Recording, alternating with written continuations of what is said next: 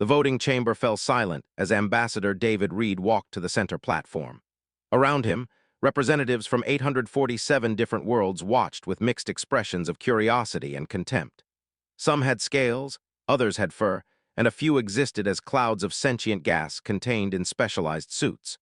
The Galactic Council had maintained peace for 3,000 years, and today they gathered to witness what many assumed would be humanity's surrender. High Arbiter Salvine, a reptilian being whose species lived for 8 centuries, looked down from the elevated throne. His golden eyes showed amusement rather than concern. "The human delegate may speak," he announced, his voice carrying through translation devices that turned his hissing speech into words every species could understand. David stood alone. His planet had joined this vast community only 50 years ago. In galactic terms, humanity was barely a child. Earth was listed in the records as a probationary member, a backwater world that somehow stumbled into faster-than-light travel without destroying itself. Most council members believed humans were lucky primitives who would eventually fall in line with galactic norms. Across from David, Commander Trell of the Krathi Dominion clicked his mandibles together in what passed for laughter among his insectoid people. The Krathi were warriors, bred for battle across 10,000 generations. Their exoskeletons could withstand plasma fire. Their reflexes operated faster than most species could think. They had conquered 47 worlds before joining the Council, and their military might kept them at the table as equals rather than subjects. For the past 6 months, Trell had been expanding Krathi territory into neutral zones. 3 minor colony worlds had been destroyed when they resisted. Millions died in orbital bombardments. The Council issued warnings, but warnings without action meant nothing. Now Trell demanded that humanity hand over its 12 outer colonies or face the same fate. "We have heard Commander Trell's demands," David said quietly. His voice did not shake.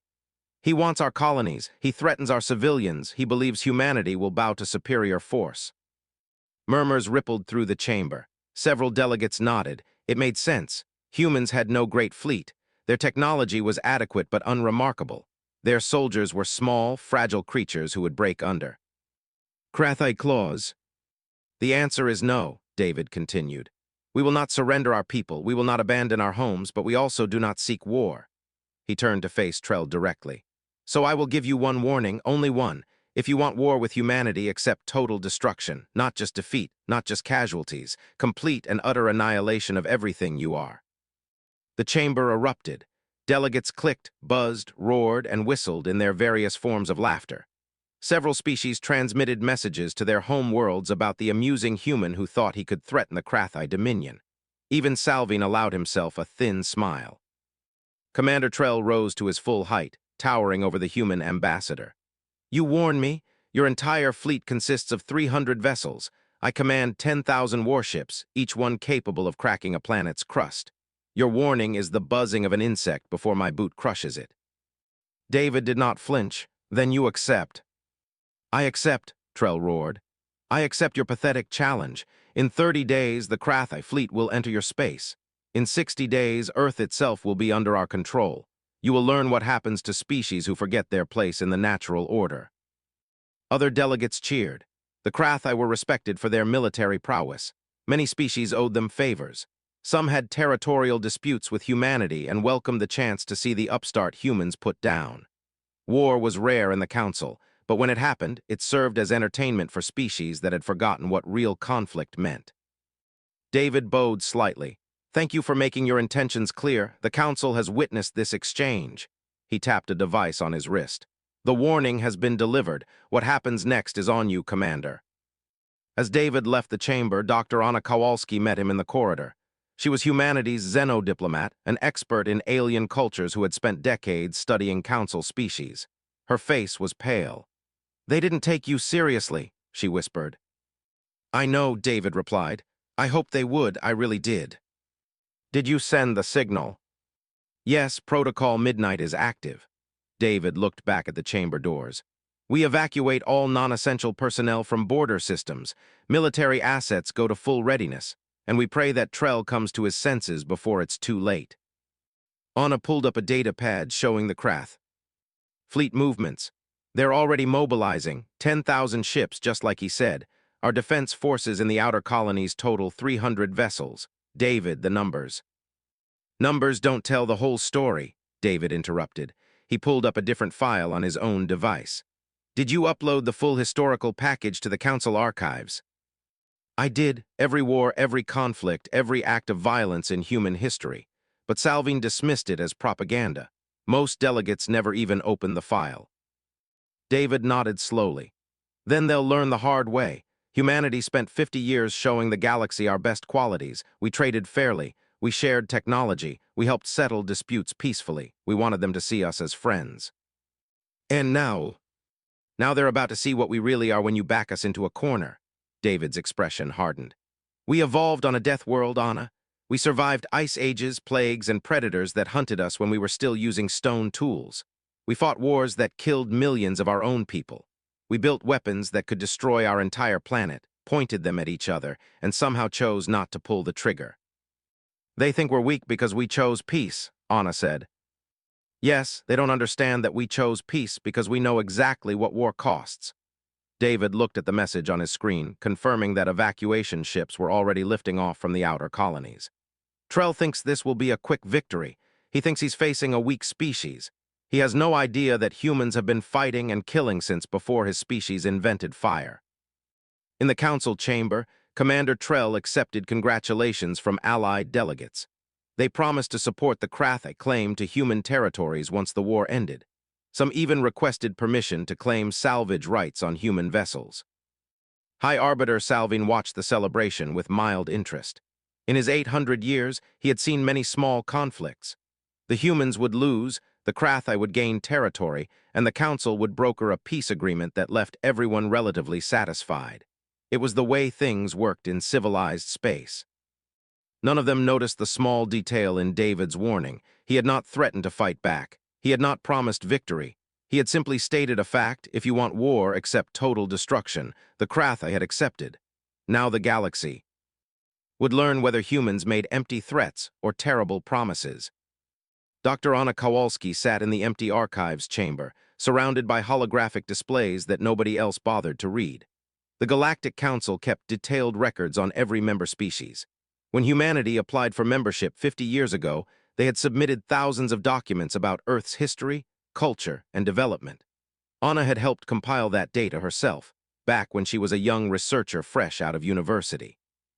She pulled up the files now, watching as information scrolled past. Earth's location in a quiet arm of the galaxy. Its unusual classification as a Class 12 death world. The detailed reports on human biology, showing a species that could run for hours without stopping, heal from injuries that would kill most aliens, and survive in temperature ranges that spanned over 60 degrees. But the parts that mattered most were buried in subsection 7 of the cultural analysis files. Anna opened them and began reading aloud to herself, even though the chamber was empty. Human civilization has engaged in organized warfare for approximately 10,000 years, she read. Conflicts range from tribal disputes involving dozens of combatants to planetary wars involving hundreds of millions. Notable conflicts include. She scrolled down, looking at the list. The 100 Years' War, the Mongol conquests, the 30 Years' War, Napoleon's campaigns across Europe, and then the truly terrifying ones began. World War I, where human nations threw millions of soldiers into meat grinders of artillery and machine gun fire. World War II, where entire cities were reduced to ash and humanity invented weapons that could split atoms. Anna paused at the entry for Hiroshima and Nagasaki. 2 cities, over 200,000 dead in seconds. Humanity had done that to itself, and those were primitive nuclear weapons compared to what existed now. The species demonstrated a capacity for total war doctrine in the mid-20th century, she continued reading. This included deliberate targeting of civilian populations, scorched earth tactics, and the development of mutually assured destruction protocols. Humanity maintained enough nuclear weapons to render Earth uninhabitable for the final 40 years of the pre-space era. She closed that file and opened another. This one detailed human persistence hunting, how ancient humans would chase prey animals for days until the animals collapsed from exhaustion. How humans had no natural weapons like claws or venom, so they invented millions of ways to kill. Spears, arrows, swords, guns, bombs, missiles, diseases, poisons, and eventually weapons that manipulated space and time itself. The Krathi thought themselves apex predators because they had sharp mandibles and quick reflexes. They had never met a species that turned the entire concept of predation into a science spanning millennia. On a switch to the military analysis files, these showed human defensive structures throughout history, castles designed to withstand siege warfare that lasted years, fortified cities that could house entire populations, underground bunkers built to survive nuclear war. And now, in the space age, orbital stations that looked like commercial outposts but were designed to transform into weapons platforms within hours. She pulled up schematics of a typical human mining station in the outer colonies. To most alien species, it appeared to be a simple facility for extracting minerals from asteroids. The Council's inspectors had visited dozens of them and found nothing unusual. But if someone knew where to look, they could see the reinforced hull sections rated for military-grade impacts. The power reactors that produced far more energy than mining operations required. The docking bays sized for ships much larger than mining vessels. Every single civilian installation humanity built in space had dual purposes. It was not a secret, exactly. The plans were all filed correctly with Council bureaucracy, but nobody bothered reading them because humans were considered harmless. Anna heard footsteps behind her. She turned to find Ambassador David Reed entering the archives chamber. He looked tired, but his eyes were alert. "Any luck?" he asked. 17 species accessed our historical files in the past week, Anna reported. Mostly junior researchers doing academic work. None of the major powers bothered. The Krath military intelligence reviewed our fleet composition and weapon yields but ignored everything else. David nodded. They see what they expect to see, a weak species with inferior numbers. We gave them all the information they needed to avoid this, Anna said, frustration clear in her voice. Everything is right here. Our wars, our weapons, our capacity for violence. We were completely transparent. We were, David agreed. But transparency only works when people actually look. Commander Trell sees our 300 ships and assumes we're helpless. He does not see the 3,000 support vessels that can be armed and deployed in 48 hours. He does not see the automated defense platforms disguised as navigation beacons. He does not see the population of 15 billion humans, most of whom have completed basic military training. Anna pulled up another file. I found something interesting in the comparative psychology data. Humans are one of only 7 species in the entire council that evolved as pack hunters. We are the only species that combines pack tactics with tool use and abstract strategic thinking. Most predator species hunt alone. Most intelligent species evolved from prey animals or peaceful herbivores. So we think differently, David said. Completely differently. When the Krathi plan a battle, they think in terms of honor, individual glory, and direct confrontation. Their war history shows thousands of years of ritual combat and formal challenges. When humans plan a battle, she gestured at the files showing everything from ancient Chinese strategy texts to modern asymmetric warfare doctrines. We think in terms of deception, preparation, logistics, and winning at any cost. David smiled without humor. Sun Tzu wrote that all warfare is based on deception 2,500 years ago. We have been perfecting the art of war since before most council species invented writing. The Krath are going to learn a very hard lesson, Anna said quietly. Yes, they are, David checked his data pad. The first Krathi scouts just entered the new Perth system. Our defense fleet is in position. They have their orders. What are the orders? Make them chase us. Make them think they're winning. Lead them deeper into the trap. David looked at the historical files still glowing in the air around them. Humans spent 10,000 years fighting each other. We invented every dirty trick, every ambush tactic, every psychological warfare technique that exists. Now we get to use all that experience against someone who thinks war is about honor and glory. Anna closed the files. I keep thinking about that warning you gave Trell, total destruction. Did you mean it? David was quiet for a moment. I hope we never have to find out, but if we do, yes, I meant every word. We gave them one chance to walk away. They chose war. Now they get to learn what humans are really capable of when we stop being polite. Outside the archives, across hundreds of light years, the Krathi fleet moved into position. 10,000 warships arranged in perfect formation, confident in their numerical superiority. They expected glory and conquest. Instead, they were about to discover why humanity's most important military lesson was simple. Never fight fair if you can help it. Commander Trell watched his tactical display with satisfaction. The new Perth system lay before him, a human colony world orbiting a yellow star remarkably similar to Earth itself.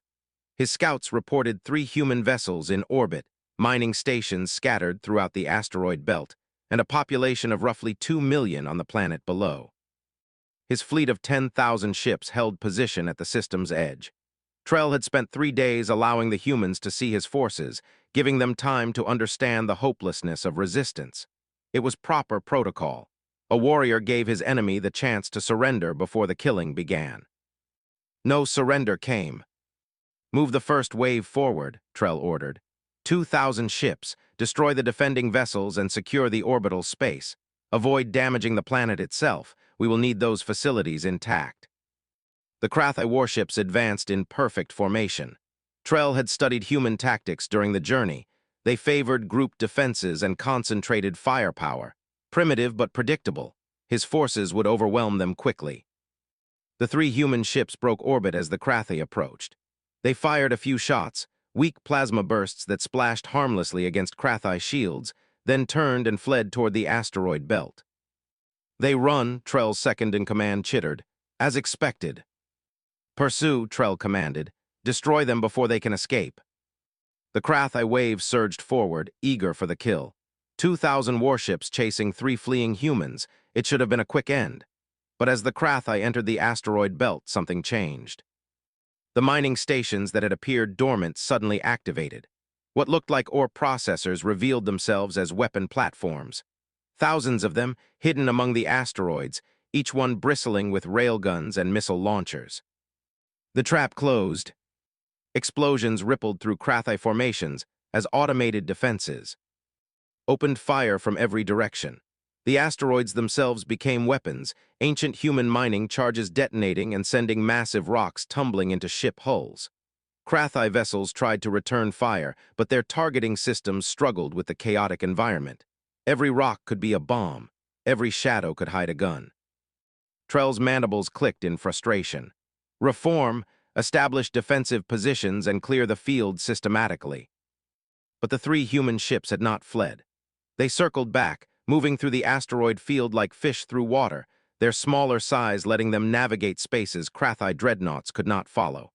They struck at exposed engines, damaged shield generators, and vulnerable sensor arrays before disappearing again into the rocks. "Casualties?" Trell demanded.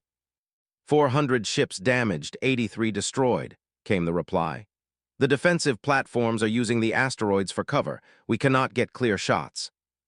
Trell felt something he had not experienced in decades of warfare: uncertainty. The humans were not fighting like honorable warriors. They were fighting like vermin, hiding and striking from darkness. It was disgraceful. It was effective. "Pull back the first wave. Deploy hunter groups to clear the platforms individually." As HFY forces reorganized, the human ships broadcast a message. Not a plea for mercy or a call to negotiate. Instead, they transmitted images. Old footage from Earth showing human soldiers in muddy trenches, cities burning under aerial bombardment, mushroom clouds rising over landscapes. Text appeared in HFY language below each image. "This is what we do to ourselves. Imagine what we will do to you." Trell shut off the transmission. Psychological warfare meant to unsettle his troops. It would not work on HFY warriors. They had faced fear and conquered it through ritual combat training. The clearing operation took 6 hours. HFY hunter groups methodically destroyed every platform, every hidden weapon cache, every booby trap the humans had left. The cost was higher than expected. Nearly 800 ships damaged or destroyed, but the asteroid belt was secured. "The planet is undefended now," Trell's tactical officer reported. "The 3 human vessels have retreated to the outer system. We can begin landing operations." Trell studied the tactical display. Something felt wrong. The humans had fought hard for the asteroid belt but abandoned the planet itself. Why fortify space but leave 2 million civilians exposed? "Scan the colony," he ordered. "Full spectrum analysis." The results came back quickly. The cities below were empty. Not destroyed, not damaged, just empty. Every human had evacuated weeks ago, leaving behind buildings, equipment, and infrastructure. The orbital stations were similarly abandoned, their reactors still running but their crews long gone. They sacrificed their own territory, Trell said slowly. They never intended to hold this system. As if in response to his words, the orbital stations began to move.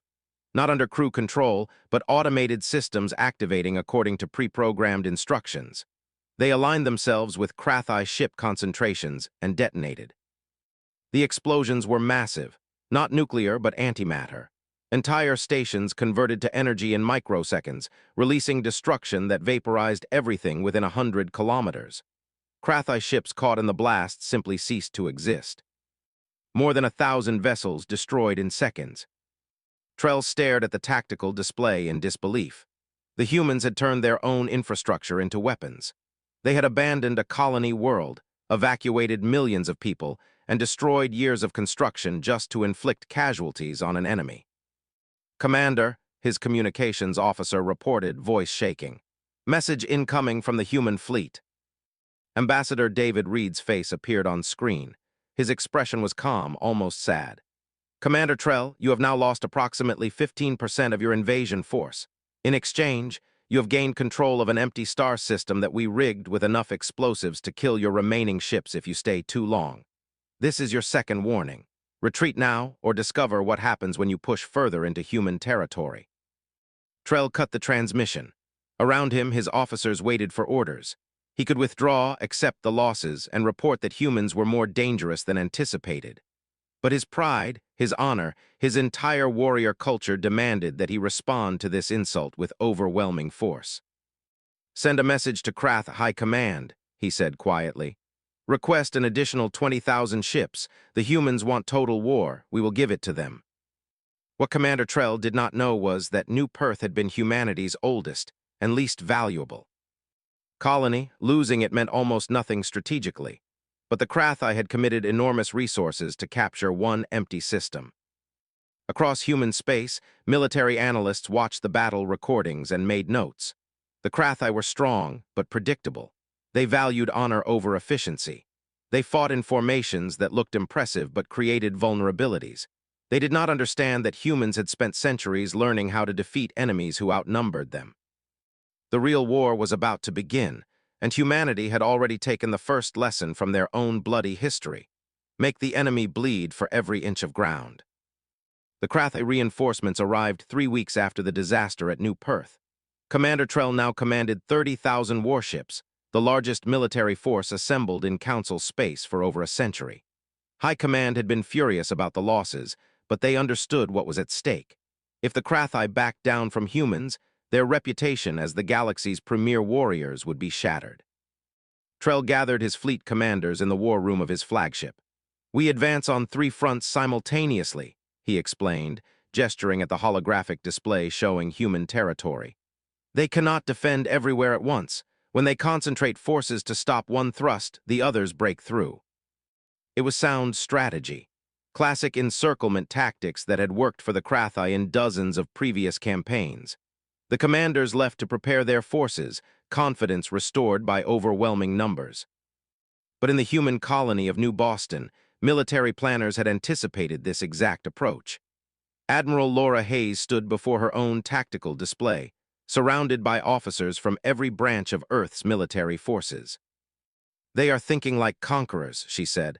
"They want territory and control. We do not need to hold ground, we need to make them bleed." She pulled up a document marked with ancient human text. Protocol Sherman, named after a general from Earth's American Civil War. His philosophy was simple: war is hell, so make the enemy feel hell. We do not fight for their system of honor, we fight to win. The orders went out across human space. Every colony, every station, every ship received the same instructions. No mercy, no quarter, no rules except victory.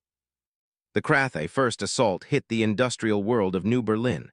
5,000 ships dropped out of faster-than-light travel expecting strong defenses. Instead, they found the orbital factories operating normally, automated systems still processing ore and manufacturing goods. Human defenders were nowhere to be seen. "Scan for ambush," the Krathi fleet commander ordered, remembering New Perth.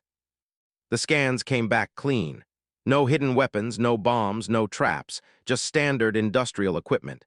Confused but cautious, Krathi landing forces descended to claim the facilities. They discovered the truth when they tried to access the computer systems. Every database had been wiped. Every piece of machinery had critical components removed. The factories could not produce anything without parts that would take months to manufacture. The Krathi had captured useless shells of buildings. Then the guerrilla attacks began. Human soldiers emerged from hiding spots in the surrounding wilderness. Not armies, but small teams of 5 or 6 fighters. They struck supply convoys, sabotaged landing pads, and disappeared before Krathi forces could respond. When the Krathi sent patrols to hunt them, they found forests rigged with traps and explosives. One Krathi patrol walked into what appeared to be an abandoned human camp. The explosives buried beneath killed all 20 soldiers instantly.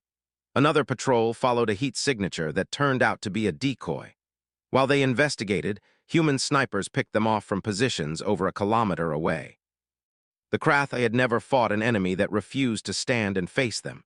They were warriors, not counterinsurgency specialists. Every day they held New Berlin cost them soldiers, equipment, and morale.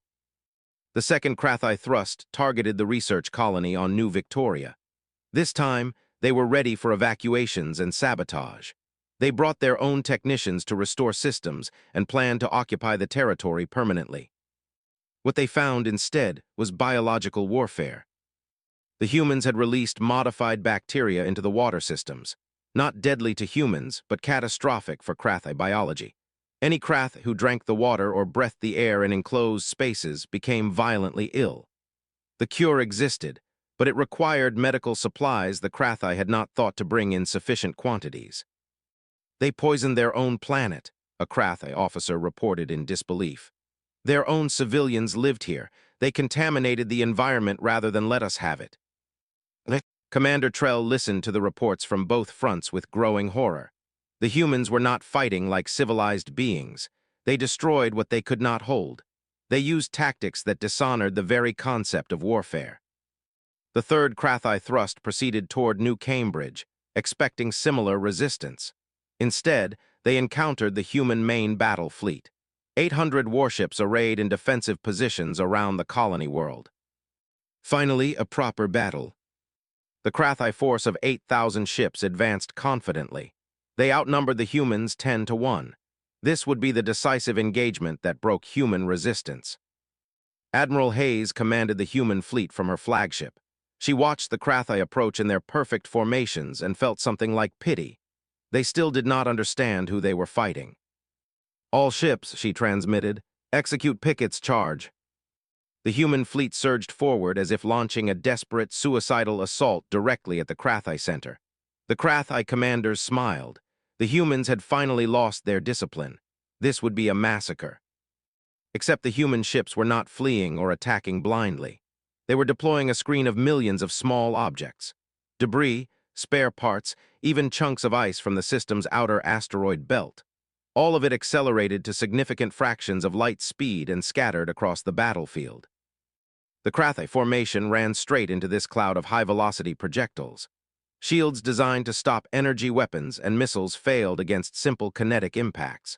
A bolt moving at 20% of light speed carried enough energy to punch through hull plating like paper. Hundreds of Krathi ships suffered critical damage in seconds. Their tight formations, so impressive to look at, meant that debris from destroyed vessels slammed into neighboring ships. Chaos spread through their ranks. While the Krathi scrambled to respond, the human fleet split into smaller groups and attacked from multiple angles. They used the debris field as cover, striking damaged ships and avoiding direct confrontation with intact ones. "Tactical nuclear mines deploying," a human weapons officer reported calmly. Across the battlefield, thousands of small devices activated. Not aimed at ships, but positioned to create electromagnetic pulses that disrupted Krathi sensors and communications. Blind and confused, the Krathi fleet began firing at everything, including each other. The battle lasted 6 hours. When it ended, the Krathi had lost over 3,000 ships. The human fleet lost fewer than 200. Commander Trell received the casualty reports in silence. In 3 weeks of campaigning, he had lost over 5,000 ships total. In exchange, the Krathi controlled 2 worthless colonies and had failed to break human defenses. A new message arrived from Ambassador Reed. This time his expression was not sad, it was cold. "You wanted war, Commander. This is war the human way. We will burn every colony we cannot hold. We will poison every world you try to take. We will fight you with every dirty trick our species invented over 10,000 years of killing each other. You still have time to surrender. This is your third warning." Trell deleted the message without responding. Surrender was impossible. His entire species was watching. If he backed down now, the Krathi would be humiliated before the entire galaxy. He did not realize that humiliation was better than extinction. The war entered its fourth month, and the galaxy watched with growing unease. What began as an expected Krathi victory had transformed into a grinding conflict that consumed ships and lives at an alarming rate. Commander Trell's fleet, once 30,000 strong, had been reduced to barely 12,000 operational vessels. The humans had lost fewer than 800 ships total. High Arbiter Salvine called an emergency council session. Representatives from hundreds of worlds gathered, their attention focused on the tactical displays showing human space. Some species expressed admiration for human resilience. Others voiced concern about the brutal tactics both sides employed. "The Krathi must withdraw," declared the ambassador from Preth, a peaceful species that had not fought a war in 6 centuries. "This conflict violates every principle the Council stands for." "The Krathi were provoked," countered a delegate allied with Commander Trell's government. "They simply responded to human aggression." Dr. Anna Kowalski stood to address the Council. She had remained quiet during most of the war, but now her presence commanded attention. "The record will show that Ambassador Reed gave Commander Trell 3 chances to avoid this war. The first warning was delivered in this very chamber. The second came after New Perth. The third after New Cambridge. Each time we offered peace. Each time the Krathi chose to continue." She pulled up classified human military files, information that had been kept secret until now. "The Council asked what humanity is capable of during war. Let me show you what we have not yet used." The displays changed, showing weapon systems that made several delegates gasp. Relativistic kinetic kill vehicles that could strike a planet from light years away. Antimatter warheads measured in megatons. Nano-weapon swarms that could disassemble matter at the molecular level. AI-controlled drone fleets numbering in the millions. "These weapons exist," Anna continued. "We built them decades ago. We have not deployed them because we hoped the Krathi would see reason, but our patience is not infinite." In Krathi space, Commander Trell faced his own crisis. Krathi High Command had sent orders demanding immediate victory. The war was draining resources needed for internal stability. Other species were questioning Krathi military superiority. Some long-suppressed rival factions within Krathi society saw the losses as an opportunity to challenge the current government. "We need a decisive strike," Trell's chief strategist insisted. "Something that breaks human morale completely." Trell studied the maps of human territory. There was one obvious target: Earth itself, the human home world. If they could threaten humanity's birth planet, surely the humans would surrender to protect it. He assembled his remaining fleet and prepared for one massive assault. 12,000 ships would jump directly to the solar system, bypass human defenses, and hold Earth hostage. It was risky, but conventional warfare had failed. Human intelligence detected the Krathi fleet movements immediately. Admiral Hayes called an emergency meeting with Earth's civilian leadership. "They are going for Earth," she reported. "Every ship they have left. If we engage them in open battle, we might win, but the casualties would be enormous." The Secretary General of Earth's government looked tired. "What are our options?" "We deploy Operation Carthage," Hayes said quietly. 200 ships equipped with extinction-level weapons. If the Krathi fleet enters the solar system, we do not target their ships. We target their home world. We destroy it completely before they can withdraw." The room fell silent.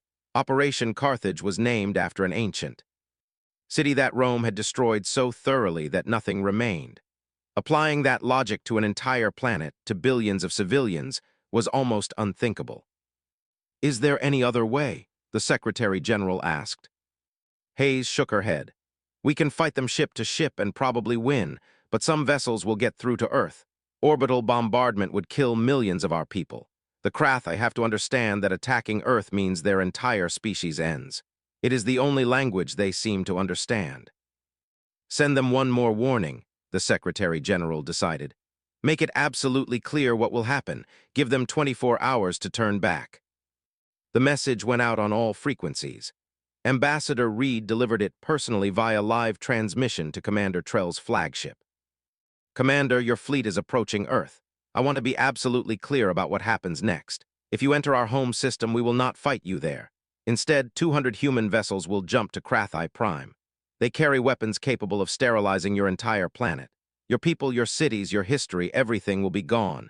We will erase your species from existence. You have 24 hours to retreat. This is your final warning. Commander Trell watched the transmission and felt something he had never experienced before. True fear, not for himself, but for his entire civilization. He pulled up intelligence reports on human weapons development. The terrifying part was that he believed them. Humans had built weapons to destroy themselves. Using those same weapons against an enemy would be easy. His communications officer spoke hesitantly. Commander, Krathi High Command has sent orders. They say you must proceed. Retreat would dishonor the Dominion. Dishonor, Trell repeated the word. His species had built their entire culture on honor, glory, and warrior pride. For 3,000 years, that had been enough. But now he understood what humans had learned long ago. Sometimes survival mattered more than honor. Get me a secure channel to Krathi High Command, he ordered. I need to speak with them directly. The next 6 hours saw furious debate across Krathi space. Military leaders demanded the attack proceed. Civilians begged for peace. Trell argued that losing a war was survivable, but extinction was not. The humans had proven they would destroy their own colonies rather than let them fall. They would absolutely destroy the Krathi home world if provoked. With 3 hours remaining before the deadline, Trell made his decision. He transmitted a message to Admiral Hayes, to Ambassador Reed, and to the Galactic Council. On behalf of the Krathi Dominion, I offer unconditional surrender. All Krathi military forces will withdraw from human space immediately. We accept full responsibility for this war and agree to whatever terms humanity requires. I ask only that you spare our civilians who had no part in these decisions. The galaxy held its breath. Ambassador Reed's response came quickly. Surrender accepted. Cease all hostilities immediately. Your species will survive, Commander Trell, but the Krathi Dominion as you knew it is over. We will discuss terms shortly. 200 human ships, loaded with weapons that could end a species, stood down. Earth was safe.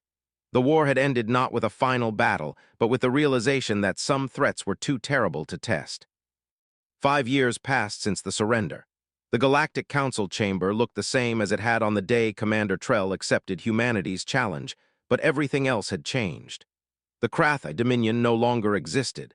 In its place stood the Krathi Republic, a democratic government still finding its footing after centuries of military rule. Former Commander Trell sat in a classroom on Krathi Prime, no longer wearing military insignia. He had been tried for war crimes, found guilty, then pardoned after serving 3 years in a human-run detention facility. Now he taught military history at the same academy where he had once trained warriors. 20 young Krathi students sat before him, their mandibles clicking softly as they studied the lesson materials. These children had grown up during the occupation, learning about democracy, individual rights, and peaceful conflict resolution from human administrators. Can anyone tell me why we lost the war? Trell asked. A student raised one clawed appendage. Because humans had better technology. No, Trell replied. Our ships were comparable in capability. They had fewer vessels but used them more efficiently. Another student spoke up. Because they were willing to fight dirty. Trell paused. That is closer to the truth but misses the larger point. We lost because we fundamentally misunderstood what we were facing. We thought humans were weak because they chose peace. We did not realize they chose peace because they knew the alternative so well. He pulled up historical footage from Earth, the same images that had haunted him during the war. Trenches filled with bodies, cities reduced to rubble, mushroom clouds rising over devastated landscapes. Humans have fought each other for 10,000 years, Trell continued. They perfected warfare while we were still developing written language. Every tactic we know they invented. Every strategy we employ they have seen and defeated. We brought honor to a knife fight. They brought every knife they had ever invented. A young student, barely old enough to remember the war, asked quietly, "Teacher, why did they spare us? We killed millions of their people. We tried to conquer them. Why did they let us surrender instead of destroying Krathi Prime?" Trell was silent for a moment. "Because they have also learned the cost of total victory. Let me show you something." He pulled up footage from Earth's Second World War, showing the aftermath of Japan's surrender. American soldiers helping rebuild Japanese cities. Former enemies working together to create a lasting peace. The Marshall Plan that rebuilt Europe even though those same countries had been trying to destroy each other months earlier. Humans learned something we had not, Trell explained. Destroying an enemy is easy. Building a lasting peace is hard. They chose the harder path because they understood that creating another enemy in the future would mean fighting this war again. At the Galactic Council, Ambassador David Reed prepared to address the assembly one final time before retiring. Dr. Anna Kowalski stood beside him, ready to take over as chief human representative.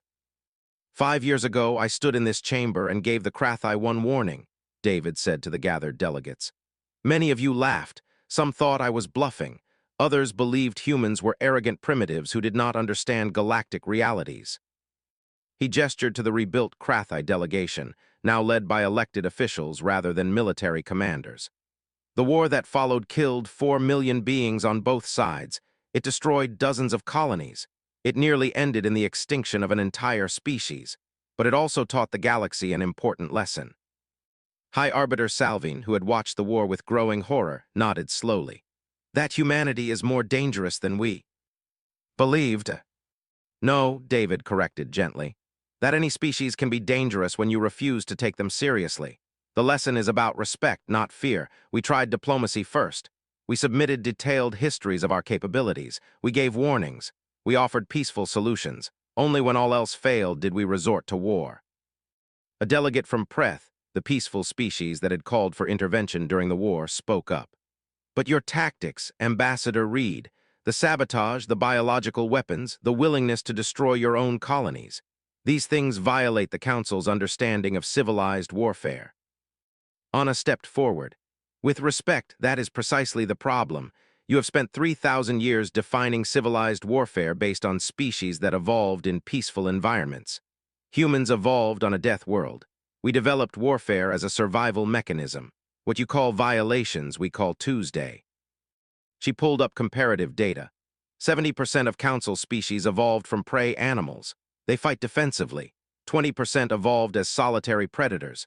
They fight for individual glory. Humans are part of the 10% that evolved as pack hunters on planets that actively tried to kill them. We fight to win, using any means necessary, because for most of our history, losing meant extinction. David continued, "But that same history also taught us the value of mercy. We have fought enough wars to know that peace is better. We have destroyed enough enemies to understand that creating allies is smarter. The Krathi learned this lesson the hard way. We hope the rest of the galaxy learns it more peacefully." On Earth, in a military academy similar to the one where Trell taught, Admiral Laura Hayes addressed a class of young officers. "The war with the Krathi was necessary but tragic," she told them. "We won because we were willing to do terrible things, but the true measure of our success is what we did after winning." She showed footage of human engineers working alongside Krathi workers to rebuild damaged infrastructure. Human doctors treating Krathi civilians. Human teachers helping establish democratic institutions. "Any civilization can destroy," Hayes said. "It takes wisdom to build. We gave the Krathi one warning because we hoped to avoid war. When war came, we fought with everything we had. When victory arrived, we chose reconstruction over revenge. That is what makes us human." Years later, a joint human Krathi colony opened on a new world. Children of both species played together in parks designed by architects from both civilizations. A monument stood at the colony center, inscribed in both languages. "Here lie the names of all who died in the war between Krathi and humans. They gave one warning. We should have listened. We did not. These people paid the price. May we never forget the cost of ignoring those who offer peace before war." Commander Trell visited the monument on its dedication day. Ambassador Reed stood beside him, both now old men who had seen too much death. "Do you ever regret giving that warning?" Trell asked. David thought for a moment. "I regret that it was necessary, But no, I do not regret trying to prevent the war. I only wish you had listened. I understand now, Trell replied. When humans say they will do something, they mean it. When they offer peace, they genuinely want it. When they threaten destruction, they have the capability and will to follow through. These are simple truths, but we were too proud to see them. David looked at the children playing, human and Krathi together, unaware of the hatred that had once existed between their species. The galaxy is safer now because everyone understands that humanity chooses peace, but they also understand what happens when you force us to choose war. Trell clicked his mandibles in agreement. One warning, that is all you gave us. It should have been enough. Yes, David said quietly, it should have been.